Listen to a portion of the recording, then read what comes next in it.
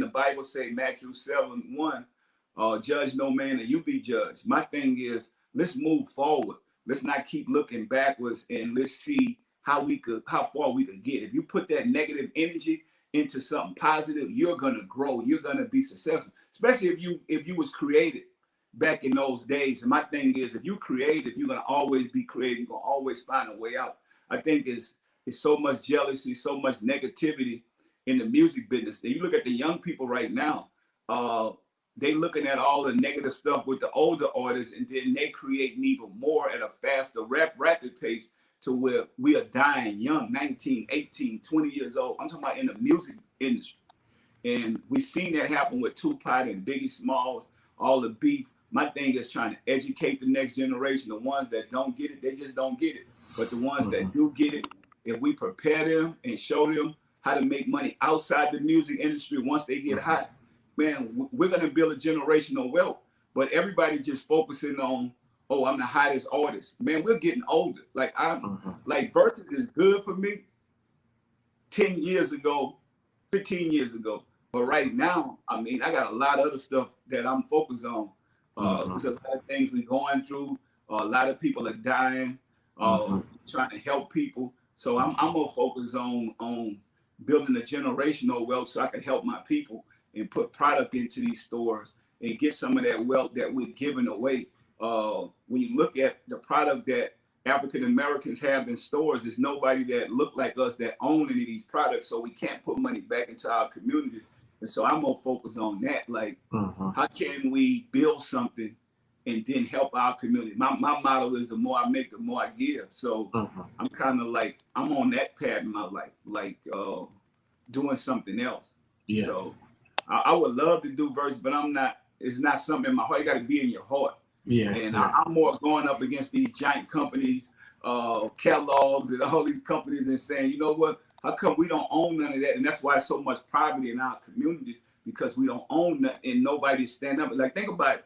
Even right now, I'm giving back with my water, but it ain't like a lot of people purchasing my water. You're purchasing Arrowhead, all these other different water companies, but they're not putting money back into our community. So my thing is educating our people on that, and also these financial advisors. If you're an athlete or entertainer, you're taking your money to these financial advisors, investing in your money into penny stock because you're not educated, or investing your money into cryptocurrency that you know nothing about. And I'm saying, let's build something tangible that we could put money back into the community. I mean, one guy told me this. He said, man, so P, you gonna make cookies? I said, yeah, if I make cookies, would you buy it? He said, no, because you really killing our people if you make cookies. I'm like, well, you spend $10 billion buying Oreos, none of that money coming back into our community.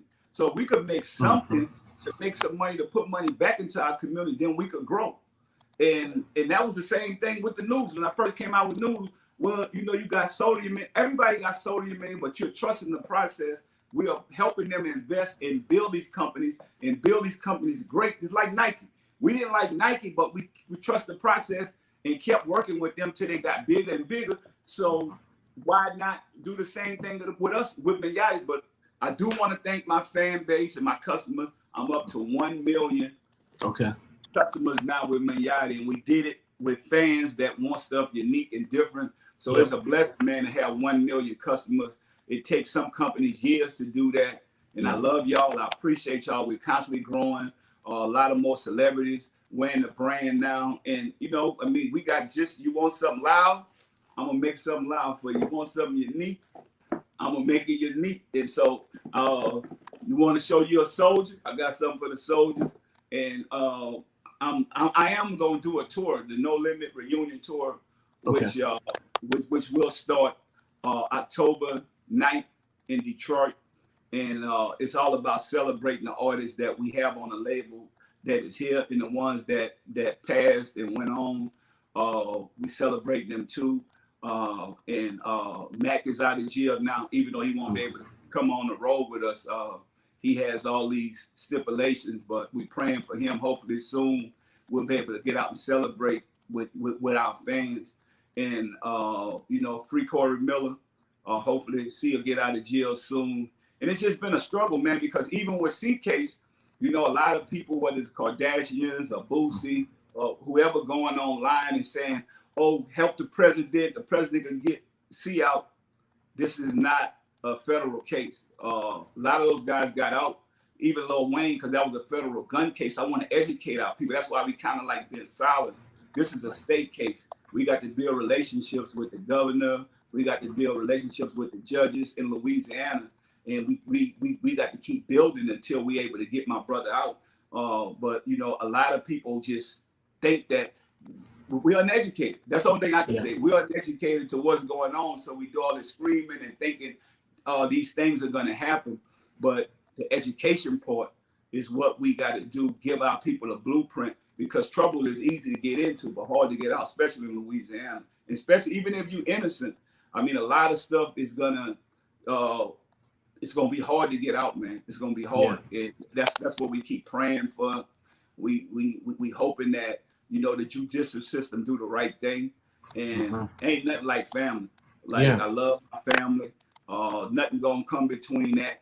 And I think a lot of people, I mean, me and Sia, we'll get into it, and then we'll get in a fight with somebody else. We both fight. That's just the way we came up, and we're gonna be like that till death do us part. So I just hope that people realize what they're doing, because this is not as simple as people think it is. And everybody think just because a celebrity or somebody get involved, like, you really got to know what you're doing, man. Louisiana's a different beast.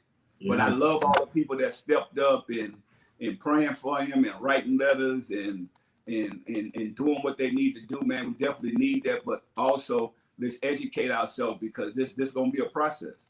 Are those celebs mentioned, are they still working?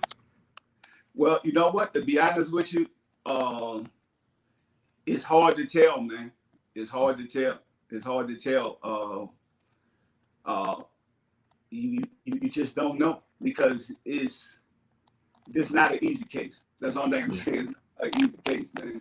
It's not an easy case. So this ain't about just saying stuff. Like, you gonna get your sleeve, roll your sleeves up and get dirty and get out here on the front line, because it's not an easy case. Yeah. Okay. I wanted to ask you about hip hop empires. I remember Jay-Z had one, you had one, Cash Money was one, Rough Riders. Do you think, from a hip hop perspective, that represented power, in my opinion? Yeah. I sense a lot of hot artists now, but I don't feel the power. Do you think there's a way to get back to that? Yeah, I think these artists have to put other artists on. And I think that's what they're not doing. We're creating stars, but to create an empire, you have to create, you know, other hot artists at the same time. And I think that's what you're not seeing. And to create an empire, you're gonna have to put a lot of people on. So you look at No Limit back in the days, we put Snoop on, we put Mystical, Mia X, Fiend, Soulja Slim, C Murder, Silk the Shocker, Mercedes. I could go crazy. I could go on and on and on. And now with this generation, you just see a hot artist. So to create an empire, you got to start thinking about how I'm going to build other millionaires, how I'm going to create other platinum artists in my circle. Right. Do you listen to rap anymore? Yeah, you know what? I definitely keep up with it, and I try to keep my pulse on this generation and just watch and be kind of like a fan from the sideline with the talent that we have now. Got you. All right. Well, you kind of ran down the business dealings, but what about that black bank you were talking about at one point? Are you still working on that? Yeah, me and James Lindsay be working on it.